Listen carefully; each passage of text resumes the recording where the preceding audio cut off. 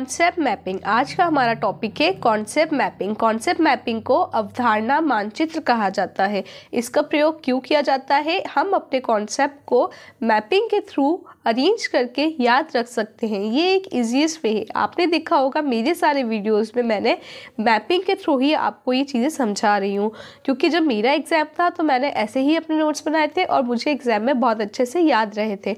यदि मैं इसी चीज़ को एक बड़े पैराग्राफ के फॉर्म में लिख दूँगी तो आपको कुछ याद नहीं रहेगा, बट क्योंकि मैंने मैपिंग के फॉर्म में लिखा है तो आपको ये चीज़ें याद रहेगी, क्योंकि ये चीज़ें मुझे भी बहुत अच्छे से याद रही थी। ये मेरा पर्सनल एक्सपीरियंस है।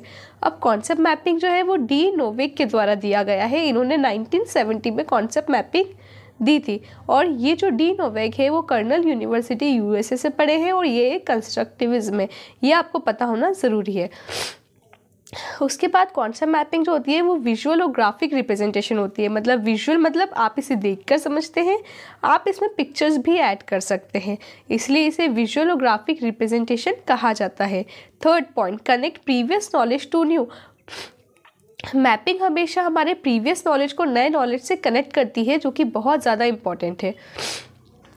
इसके बाद ऑर्गेनाइज्ड फॉर्म, हमारी जो भी इंफॉर्मेशन है, जितना भी कंटेंट है वो एक ऑर्गेनाइज्ड फॉर्म में अरेंज होता है, इसमें कुछ भी छूटता नहीं है। मैपिंग में क्लासिफिकेशन भी आता है, जैसे आप इस तरह से मैपिंग कर सकते हैं, आप किसी टॉपिक को लिख सकते हैं, फिर उसके जो पार्ट्स है वो आप इस तरीके से क्लासिफिकेशन कर सकते हैं।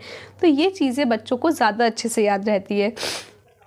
Learn things for long time की जो है कॉन्सेप्ट मैपिंग के द्वारा याद की हुई चीज़ें हमें लंबे समय तक याद रहती है। ये कॉन्सेप्ट के बीच में रिलेशनशिप बताता है, जैसा कि मैंने यहाँ पे बताया। ये जो चार चीज़ें हैं ये किसका क्लासिफिकेशन है? इस ऊपर वाले का। तो ये रिलेशन बताता है जिससे चीज़ें अच्छे से समझ में आती है। ये एक ग्राफिकल टूल होता है, क्योंकि हम इसे, जैसे हमने बॉक्स बनाया, एरो बनाई, ग्राफ के थ्रू हम इसे समझ रहे हैं। ये हायरार्चिकल स्ट्रक्चर होता है, जैसे कि इस स्ट्रक्चर को बोलते हैं हायरार्चिकल स्ट्रक्चर। समराइज होता है, बड़े पैराग्राफ को छोटे से मैप में बताना, समरी के फॉर्म में शॉर्ट में समझाने को ही समराइज कहा जाता है। इसमें कीवर्ड्स यूज़ किए जाते हैं, जैसे मैंने समराइज़ किया, ऑर्गेनाइज फॉर्म किया, ये सारे कीवर्ड्स है। सर्कल्स आप चाहो तो इन्हें सर्कल में लिख सकते हैं, एरोज़ मैंने यूज़ किए हैं, बॉक्स मैंने यूज़ किया है, मार्क्स बना सकते हैं, ग्रुप बना सकते हैं। इन सब का यूज़ करके कॉन्सेप्ट मैपिंग बहुत ही ईजी हो जाती है।